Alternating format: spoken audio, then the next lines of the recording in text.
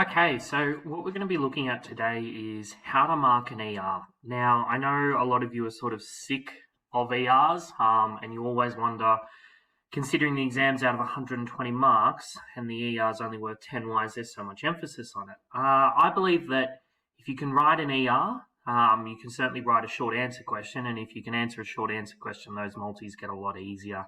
The logic being, if you're getting an ER that requires you to discuss observational learning as an example, if you're able to write that to a high quality standard, then I struggle to see why you'd be losing marks in your short answer section. And therefore you should be able to recognize the theory in your multiple choice. By writing enough of these and understanding how they are marked, I really believe that this is an advantage you can get on the rest of the state. Considering the average for the ER normally floats around 4.2 and in and around that number, with certainly about 50% of the state getting that sort of 4, 5, 6 mark. If you're able to show the capacity to be writing in semester 2 at a 7, 8, 9 level, you can go into the exam already knowing that you've found 3, maybe 4 marks on the rest of the state already. Okay, so the important thing to understand with an ER is that it's holistically marked. Now, what we mean by holistically marked is, unlike your short answer section whereby a key term is worth a mark if you've referenced it and then another mark is for this part of the question, unfortunately ERs aren't worked like that. So they're worth 10 marks and they're holistically marked. So the problem with that is it makes it really hard to learn how to mark something when you're providing an overall mark. The best way to explain it, I guess, is I think of it in the same way as if you were to mark someone's speech or an English essay. So there's elements within it, and I've sort of tried to set them up into 4 elements here, and obviously some elements are more important than others, but it's sort of an overall feel of what that was. I certainly believe that if you had 2 people give a speech in front of you, you'd be able to recognize that was to an A standard quality, whereas that was a B standard quality. The same comes with ERs. As someone who sort of seems to mark more than 300 a year, you work out pretty quickly in just reading the first couple of sentences whether this is on path to be a 7, 8 or a 9 or a 3, 4, 5. You can work it out very early on and then you just sort of adjust your marks as you go, and it really depends on how the rest of it goes in discussion of theory. So it is important to keep in mind it is a holistic mark, so it is an overall mark of the work that's being produced. So what makes also that difficult is that VCAR give us no guide whatsoever as to where those marks are allocated, how they should be marked. So this really is a very teacher-led and teacher-interpreted assessment, and I'm sure you could hand an ER to many psych teachers across Victoria, and you could see a number of different marks for the same piece of assessment.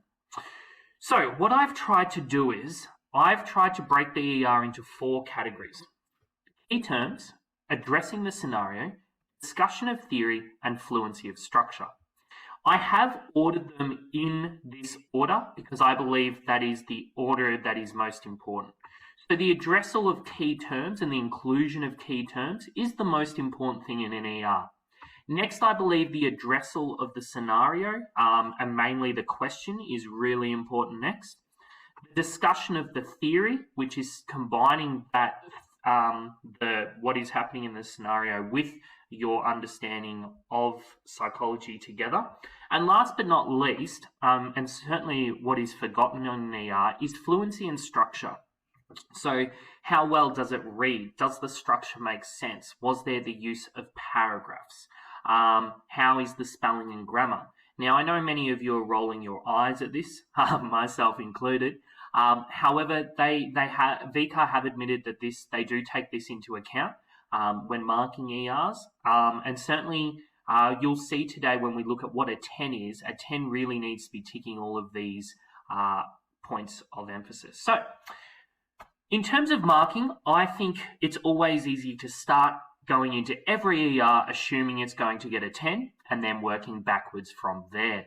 I think an approach of removing marks as opposed to adding marks makes it easier from a consistency point of view, and it makes it easy to compare two ERs. So if I have two ERs and I say, well, this one's addressed all the key terms, this one hasn't, it makes it easier to use a guide to work out which mark that deserves. So let's start off with what a 10 is.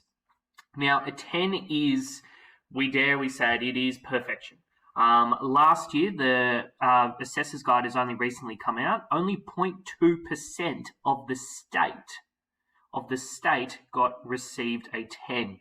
So if you have 1,000 people sitting the exam, it means only 20 people are getting a 10. So it's not many at all. We're not talking about even 1% here.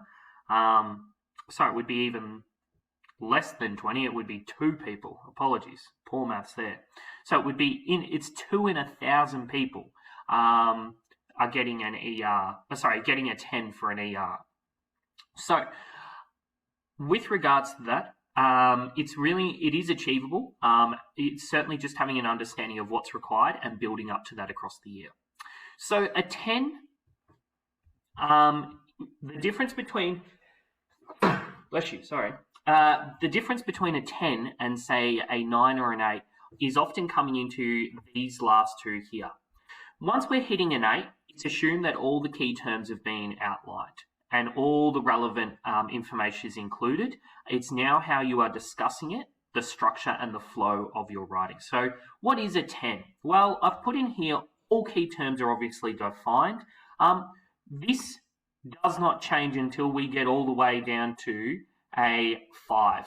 So there are some things that you'll see that are the same throughout.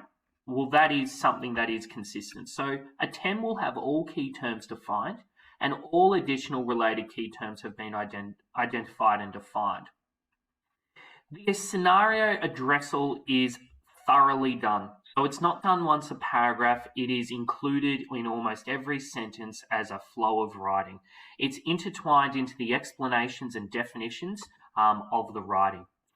All relevant theory has been discussed. So that's not just what was required in the question, but a student has found additional related discussion and drawn conclusions from that and related it back to the question or the scenario. Last but not least, what really separates a 10 is how well their writing flows.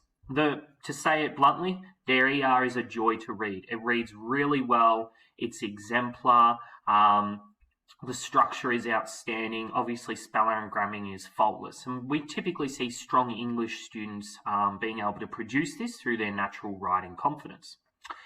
So if we drop down to a 9, the key difference between a 9 and a 10 is what's happening in here. Notice that these have just flowed on down. These boxes are actually identical for a 9 and a 10. Difference is these two here. So all of a sudden the structure is, it was fine, spelling and grammar was fine, and it reads well.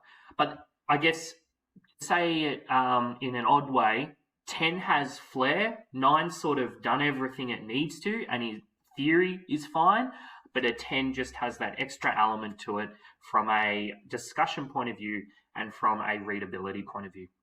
So a 9 is said to be not missing anything. And by not missing anything, all the key terms are identified, they've been discussed, and the scenario is included thoroughly throughout. So a 9 is certainly something that everyone can aspire towards. I would be blunt and say a 10 isn't for everyone. Not everyone has that writing ability. But if you were aiming and if you were receiving 9s, that really is putting you right in the top 2-3% of the state to even be writing at this level. Now an 8 is generally a student who's very strong